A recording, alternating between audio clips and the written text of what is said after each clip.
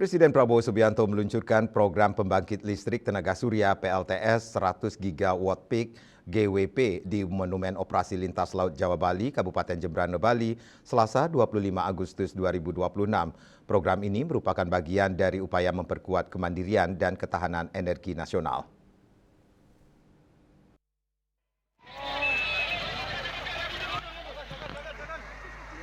Presiden Prabowo bersama jajaran kementerian terkait tiba di lokasi PLTS, yaitu di Monumen Lintas Laut Jawa Bali, Desa Gilimanuk, Kecamatan Melaya, sekitar pukul 15.30 WITA, dengan disambut riuh semangat masyarakat dan pelajar di sisi jalan.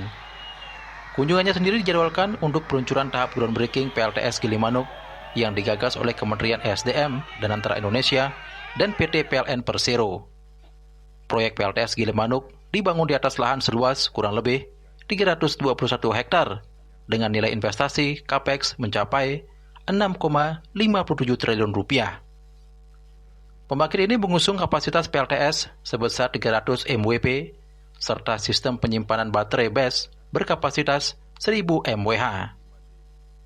Dengan estimasi produksi energi tahunan sebesar 470 GWh, operasional fasilitas ini diproyeksikan mampu menghemat bahan bakar fosil hingga 151.000 kiloliter KL BBM per tahun.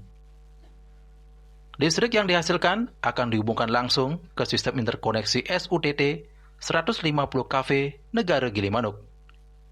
Menggunakan skema pengadaan Independent Power Producer IPP, proyek ini menargetkan tanggal pengoperasian komersial Commercial Operation Date atau COD pada tahun 2028. Adapun skema pengembangan yang diterapkan mencakup energi payment untuk unit PLTS dan capacity payment untuk unit BESS. Pembangunan di Gilimanuk menjadi pilar utama dalam pemenuhan target skup Provinsi Bali secara keseluruhan.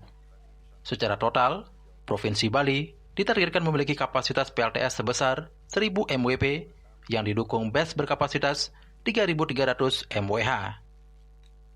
Program transisi energi skala provinsi ini diproyeksikan bakal menekan pengalokasian energi fosil dengan mendorong eliminasi hingga 0,5 juta KL BBM per tahun di Bali.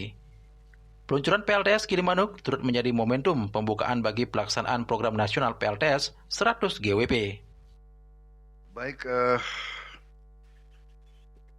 tentunya sebagai insan yang bertakwa, marilah kita tidak henti-hentinya memanjatkan puji syukur kehadirat Tuhan Maha Besar, Tuhan Maha Kuasa, yang memiliki sekalian alam, atas segala karunia, kebaikan, berkah yang diberikan kepada kita. Kita masih menikmati perdamaian, kita masih menikmati nafas dan kesehatan. Tim Liputan melaporkan.